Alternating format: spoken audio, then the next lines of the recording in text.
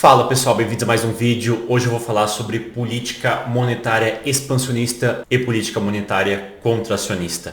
Então, sem mais enrolação, vamos para o vídeo. Política monetária é a atuação das autoridades monetárias por meio de instrumentos de efeito direto ou induzido, com o propósito de controlar a liquidez global do sistema econômico. Agora vamos para a prática.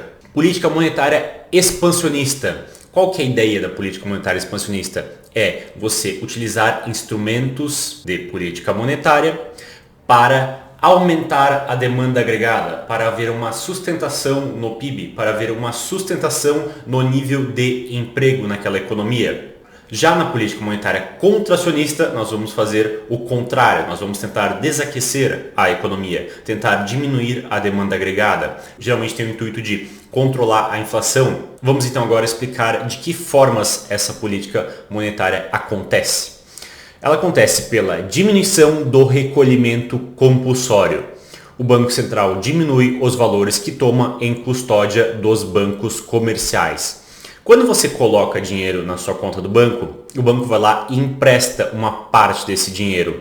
Se o banco emprestar mais, ele aumenta a liquidez nessa economia, ele aumenta a oferta monetária nessa economia. Se ele emprestar menos desse dinheiro, ele diminui a liquidez nessa economia, ele diminui a oferta monetária nessa economia. E o Banco Central pode estabelecer o quanto que esses bancos vão poder emprestar ou não. Se o Banco Central falar, olha banco, você pode emprestar 90% dos seus depósitos, você vai ter algum grau de liquidez de oferta monetária nessa economia. Agora, se ele falar, você só pode emprestar 80% dos seus depósitos, ou 70%, ou 60%. Quanto mais o Banco Central mantém em custódia, menor vai ser a oferta de moeda nessa economia, menor vai ser a liquidez nessa economia. Agora, ele pode fazer o contrário, que é a diminuição do recolhimento compulsório.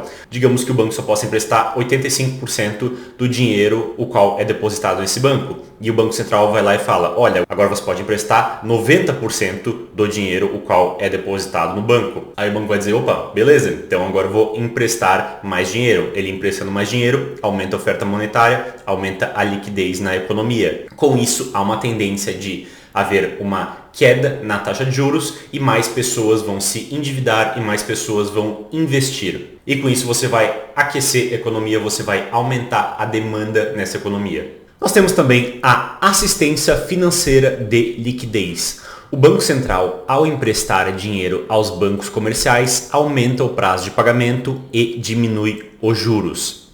O Banco Central é o emprestador de última instância. Se um banco comercial ele está com algum problema de liquidez, ele vai em outro banco e pede um empréstimo.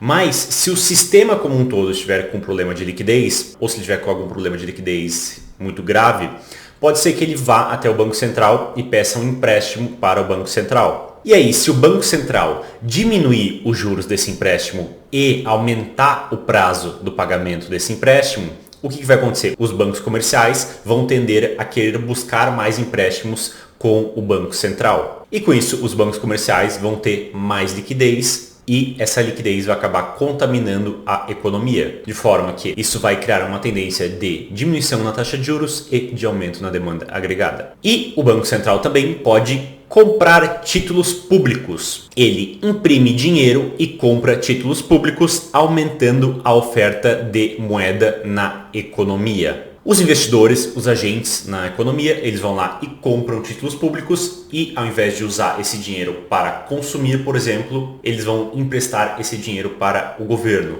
Aí o Banco Central, na tentativa de aumentar a demanda e de baixar os juros, ele vai lá, imprime dinheiro e compra títulos públicos. E aí quem vendeu esses títulos, quem em primeiro lugar comprou e depois vendeu esses títulos para o Banco Central, agora vai ter um certo valor na mão. E o que essa pessoa vai fazer com esse valor? Bem, ela pode investir uma parte desse valor, pode emprestar uma parte desse valor, mas uma outra parte desse valor ela vai utilizar para consumir. E com isso vai haver mais consumo nessa economia, aumentando assim a demanda agregada também e diminuindo a taxa de juros. Impulsionando o crescimento dessa economia, impulsionando o PIB dessa economia. E nós temos também a política contrária à expansionista, a política monetária contracionista. Nela nós vamos ter o recolhimento compulsório. O Banco Central aumenta os valores que toma em custódia dos bancos comerciais, que é o exemplo que eu dei antes, só que o contrário. Agora você vai poder emprestar menos dinheiro. Você vai ter que deixar um valor maior parado ali no Banco Central. Nós também temos a assistência financeira de liquidez. O Banco Central, ao emprestar dinheiro para os bancos comerciais, diminui o prazo de pagamento e aumenta os juros, ou seja, torna menos interessante para os bancos comerciais pegarem um empréstimo com o Banco Central, diminuindo assim a liquidez na economia, diminuindo a oferta de moeda nessa economia e gerando uma pressão para que haja um aumento na taxa de juros e uma queda na demanda agregada.